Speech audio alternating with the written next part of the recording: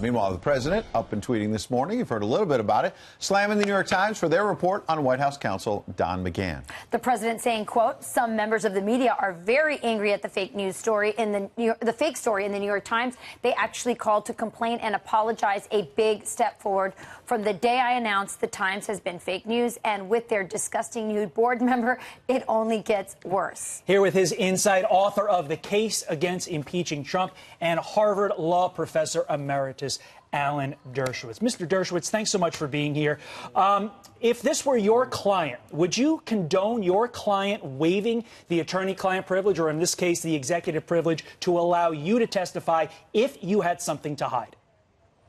It's a very, very tough call for any lawyer. Look, there is no lawyer-client privilege between the President of the United States and the White House counsel. The White House counsel is not the personal lawyer for the President. He or she is the lawyer for the White House, the government of the United States. So there was probably no lawyer-client privilege to waive. As far as executive privilege is concerned, it's a tough call. And unless you know everything that the lawyers know, it's awfully hard to second-guess it, because the president's position is he did nothing wrong. And if he did nothing wrong, he has nothing to fear from his White House counsel having a full sit-down with the special counsel. Also, it doesn't risk anything for the president, because the president can't be charged with anything based on what the counsel said. He can't be charged with lying to a federal official or perjury, anything of that kind. So it's a tough call. At the time they made it, the president's position and his lawyer's position was full cooperation with special counsel in an effort to try to end the investigation as soon as possible. That didn't work. The investigation continues. It looks like it's never ending. It continues. There's still negotiation about whether the president should testify. I think the bottom line is it's less bad for the president to have his counsel testify, or White House counsel testify, than to have him speak to special counsel. Because if he speaks to special counsel and says anything that's contradicted by another witness, he's essentially walked into a perjury trap, even if he did nothing wrong. Professor, so the president gives his gives the White House counsel permission to go speak, says be transparent, tell him everything, and yet the investigation doesn't end. Was that naive of the president to think it would? And does that say more about the investigators, that they're maybe not after the truth, maybe they're after a scalp? Because apparently what we did learn from the New York Times article is that Don McGahn said that the president didn't do anything wrong after 30 hours of testimony. Yeah, what they're interested in the special counsel's office is writing a scathing report to Congress. The thing that's wrong with the special counsel is if you have a regular U.S. attorney investigating a case and nothing comes of it, that's no big deal. They go on to the next case. But if a special counsel spends tens of millions of dollars, hires an enormous number of staff members, and comes up empty or with small numbers of indictments against low-hanging fruit, people who had very little or nothing to do with the subject of the investigation, well, then he's a failure, and nobody wants to be a failure.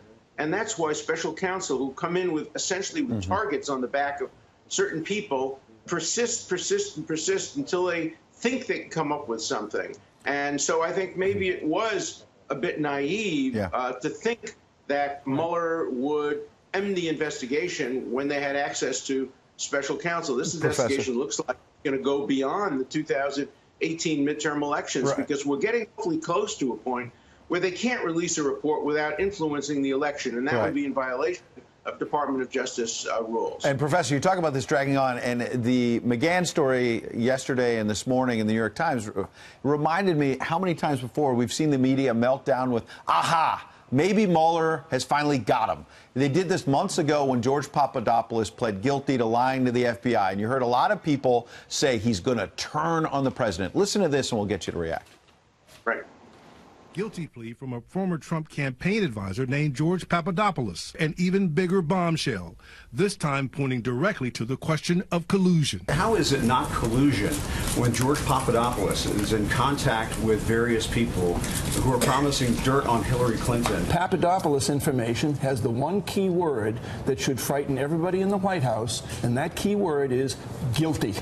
Bombshell. Jim Acosta said it might show that there was collusion. Guess what happened, Professor, on Friday? We learned George Papadopoulos is only going to get 1 to 6 months in prison. Still very serious. He lied to the FBI. We can't minimize that.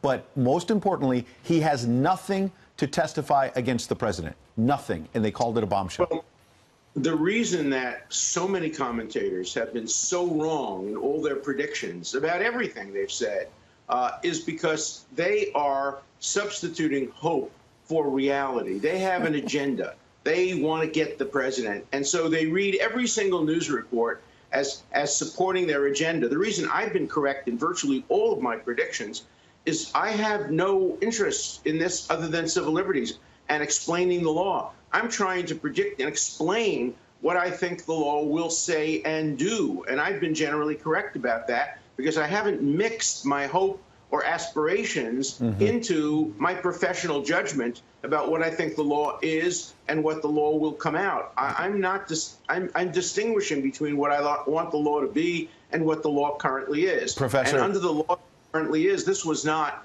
a big deal, and people have understood that. Professor, you stuck to the law, not an agenda. That's very important. That's why we try to have you on every weekend. Appreciate you coming in. Thank you, Professor. Thanks, Professor.